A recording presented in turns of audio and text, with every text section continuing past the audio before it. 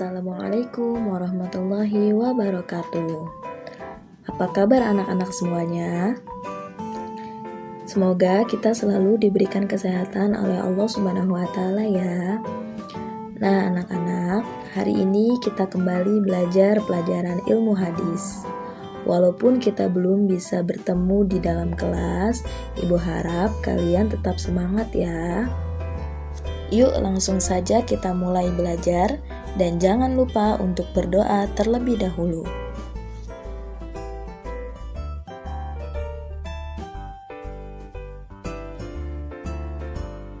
Kedudukan hadis dalam Islam. Mayoritas ulama, baik ulama salaf maupun ulama kholaf, bersepakat bahwa hadis atau sunnah merupakan sumber hukum yang kedua setelah Al-Quran. Keduanya tidak dapat dipisahkan karena keduanya saling melengkapi. Oleh karena itu, umat Islam diwajibkan untuk taat kepada hadis sebagaimana ketaatan kepada Al-Quran. Fungsi hadis dalam Islam. Sebagai sumber hukum yang kedua setelah Al-Quran, salah satu fungsi hadis adalah untuk menjelaskan ayat-ayat Al-Quran yang bersifat umum dan global. Imam Asy-Syafi'i menyebutkan 5 fungsi hadis, yaitu bayan al-taqrir, bayan tafsil, bayan taqyid, bayan takhsis, dan bayan tasyri'. Bayan al-taqrir. Bayan al-taqrir berarti memperkuat apa yang telah ditetapkan dalam Al-Quran. Contohnya, hadis Rasulullah yang berbunyi, Qala Rasulullah sallallahu alaihi wasallam, La taqbalu salatun man ahdatha hatta yatawadda. Artinya, Rasulullah sallallahu alaihi wasallam bersabda, tidak akan diterima sholat seseorang yang berhadas hingga dia berwudu. Hadis riwayat Al-Bukhari. Hadis ini sesuai dengan firman Allah Quran Surat Al-Maidah ayat 6 yang terdapat di bawah ini. Ayat tersebut menjelaskan tentang keharusan berwudu sebelum seseorang melakukan sholat. Seseorang yang melakukan sholat tanpa wudu dinilai tidak sah, karena wudu merupakan salah satu syarat sah sholat. Hadis yang disabdakan di atas memperkuat pernyataan yang terkandung dalam ayat bahwa sebelum sholat, seseorang harus wudu terlebih dahulu. Jadi dapat disimpulkan bahwa salah satu fungsi hadis adalah bayan al-taqrir, yaitu memperkuat apa yang telah diterangkan dalam Al-Quran. Bayan tafsil. Bayan tafsil berarti memberikan penjelasan atas ayat-ayat yang bersifat umum dan global yang masih membutuhkan penjelasan. Ayat mengenai kewajiban sholat misalnya, dalam Al-Quran dinyatakan dalam bentuk yang masih umum atau global, karena Allah Subhanahu wa Ta'ala tidak menjelaskan tentang kapan waktunya, berapa bilangan rakaatnya, apa saja rukun-rukunnya, dan apa saja yang membatalkannya, serta bagaimana cara-cara pelaksanaannya. Kemudian Rasulullah SAW menjelaskan kepada kaum muslimin mengenai prosesi sholat sebagaimana sabdanya yang berbunyi, Shollu kama ra'aitumuni usolli. Salatlah sebagaimana kamu melihat aku salat. Hadis riwayat Al-Bukhari. Nah, dengan adanya hadis ini, para sahabat dan umumnya kaum muslimin menjadi tahu bagaimana caranya melaksanakan salat yang baik dengan cara melihat sifat salat Nabi. Jadi bisa disimpulkan ya bahwa fungsi hadis yang kedua adalah bayan tafsil, yaitu memerinci atau menjelaskan ayat-ayat yang masih bersifat global. Bayan taqyid. Bayan taqyid adalah penjelasan hadis dengan cara membatasi ayat-ayat yang bersifat mutlak dengan sifat, keadaan, atau syarat tertentu. seperti firman Allah dalam Quran Surat Al-Maidah ayat 38 yang artinya, "Adapun orang laki-laki maupun perempuan yang mencuri, potonglah tangan keduanya." Nah, pada ayat di atas belum jelas batasan tangan yang dimaksud. Apakah dipotong secara keseluruhan atau hanya bagian tertentu saja? Kadar atau ukuran barang yang dicuri juga belum jelas. Hal-hal tersebut dijelaskan lebih rinci dalam hadis Nabi. Salah satunya berbunyi, "Ata bisariqin faqata'a yadahu min mifsalil kaffi."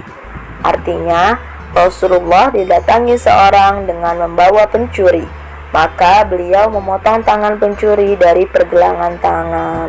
Nah, dari hadis ini kita tahu bahwa batasan potong tangan bagi seorang pencuri adalah dari pergelangan tangan. Lalu dijelaskan kembali dalam hadis lainnya yang berbunyi, "An Aisyata 'anin Nabi sallallahu alaihi wasallam qala yadus sariqi fi rubu'i dinar." Artinya, dari Aisyah, dari Nabi sallallahu alaihi wasallam bersabda, tangan pencuri dipotong jika curian senilai 1/4 dinar. Hadis riwayat Bukhari. Dari hadis tersebut dapat kita pahami bahwa jika barang yang dicuri belum mencapai nilai 1/4 dinar, maka sang pencuri tidaklah dikenai hukum potong tangan. Jadi dapat disimpulkan bahwa fungsi hadis yang ketiga adalah bayan takyid, yaitu memberikan batasan terhadap ayat-ayat yang bersifat mutlak. Bayan taksis. Bayan taksis adalah penjelasan dengan cara mengkhususkan ayat-ayat Al-Quran. Sebagai contoh, hadis Nabi tentang masalah waris di kalangan para nabi, yaitu qala Rasulullah sallallahu alaihi wasallam, "Nahnu ma'asyaral anbiya'i la nurathu ma taraknahu sadaqah." Artinya, Rasulullah sallallahu alaihi wasallam pernah bersabda, "Kami tidak mewarisi sesuatu pun dan yang kami tinggalkan hanya berupa sedekah." Hadis riwayat Muslim. Hadis tersebut merupakan pengecualian dari keumuman ayat Al-Quran yang menjelaskan tentang disyariatkannya waris bagi umat Islam, seperti yang tertulis dalam Quran Surat An-Nisa ayat 11. Allah Subhanahu wa Ta'ala mensyariatkan kepada umat Islam agar membagi warisan kepada ahli waris, di mana anak laki-laki mendapatkan 1 bagian dan anak perempuan separuhnya. Syariat waris itu tidak berlaku khusus pada para nabi, sehingga keumuman ayat tersebut dikhususkan oleh hadis di atas.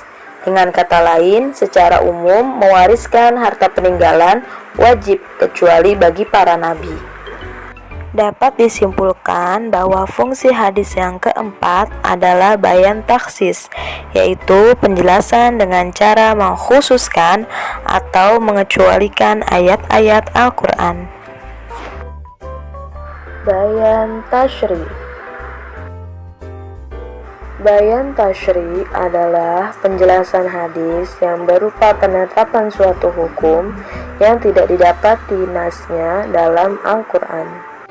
Hadis yang berfungsi sebagai bayan al-tashri ini sangat banyak jumlahnya. Di antaranya adalah hadis tentang zakat fitrah sebagai berikut.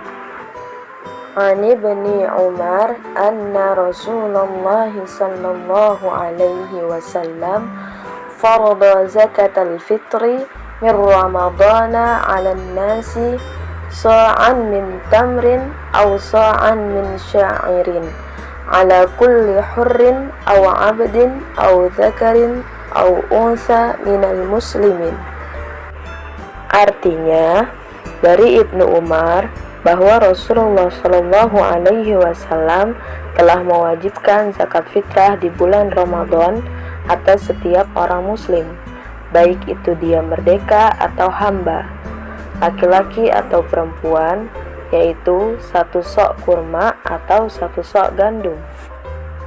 Hadis riwayat Muslim. Menurut sebagian ulama, bahwa zakat fitrah itu ditetapkan oleh hadis atau sunnah sebagai tambahan atas Al-Quran. Hadis atau sunnah Rasulullah SAW sebagai bayan al-tashri ini wajib untuk ditaati dan diamalkan berdasarkan perintah Allah Subhanahu wa taala dalam Al-Qur'an, sebagaimana wajibnya mentaati dan mengamalkan hadis-hadis yang lainnya. Jadi, dapat disimpulkan bahwa fungsi hadis yang kelima adalah bayan tashri, yaitu menetapkan suatu hukum yang tidak didapati dalam Al-Quran. Nah, anak-anak, itulah penjelasan mengenai kedudukan dan fungsi hadis. Ibu harap kalian semua sudah paham ya. Jika ada yang belum paham, jangan malu untuk bertanya.